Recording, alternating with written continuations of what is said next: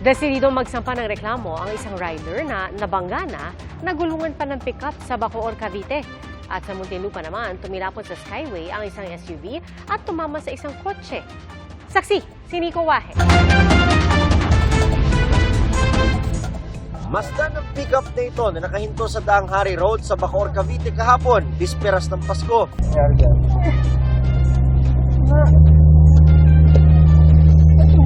Nagkabanggaan yata sila.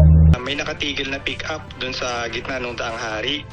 Tapos meron siyang kausap and then moving forward, nakita naman namin na may nakastop na SUV. So parang merong accident na nangyari, nag-uusap sila. Nilampasan ng may dashcam na sasakyan ng pickup.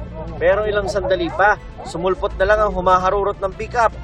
Nagpagewang-gewang hanggang sa nabanggang isang motorsiklo. Umailalim ang rider na nagulungan pa ng pickup. Sabog yung gala.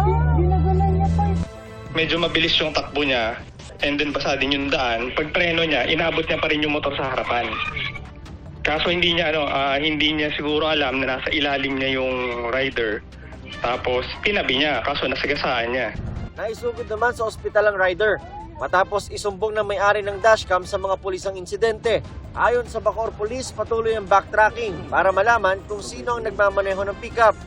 Kasalukuyan ang nagpapagaling sa bahay ang rider na desididong magsampa ng reklamo. Ngayong maulan ang Pasko at maraming bumibiyahe, paalala ng mga otoridad, mag-ingat lalo't basa ang kalsada. Kaninang umaga, tumilapon sa ere ang isang SUV sa Skyway at Grade, malapit sa Alabang, Muntinlupa. Namagsakan pa ang isang TNVS na kotse.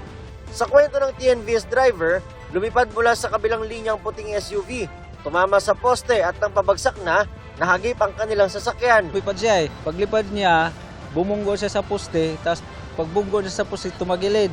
Nakaganon siya, di tumama na siya doon sa bandang windshield namin. Ligtas naman ang TNVS driver at kanyang dalawang pasahero. Tumanggi magpa-interview ang SUV driver na may galos sa likod at paika-ika maglakad. Pero paliwanag niya sa TNVS driver, Kinat daw siya ng jeep, kaya siya sumalpok doon sa doon sa pader. umaasa ngayon ang danyos ang TNVS driver, lalo't sa kaibigan niyang sasakyan.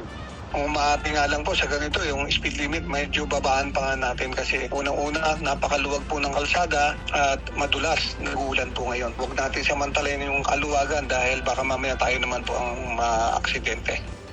Paalala ng isang road safety expert, pag-ingat sa pagmamaneho, lalo kapag maulan kahit pa panaka-naka lang. Kung tawagin sa Tagalog, tikatik. Mas delikado yun kaysa doon sa totally boss. Yung tikatik, mas mas prone siya. Yung parang mga buha-buhangin na andun pa sa gitna. Mas madulas yun. Dapat din daw mag-ingat sa hydroplaning o yung nawawalan ng kontak ang gulong ng sasakyan sa basang daan at tila nag-glide na ito sa tubig. Kapag basang daan, huwag magmatulin. Siguraduhin din na may sapat na distansya sa sasakyan sa harap. At least, one car difference talaga sila o yung range natin. Kapag ka medyo nakadikit ka, yung tendency noon, tapos may mali kang pwesto, and then masyado kang close sa sinusundan mo sa sakyan, the reaction will be different. Payo naman ng LTO, iwasan ng biglang pagpreno. Maging alerto sa water patches at makikintab na daan. Kung nararamdaman na nawawala ang grip ng gulong sa kalsada, dahan-dahang tanggalin ang paa sa accelerator para dahan-dahan itong bumagal.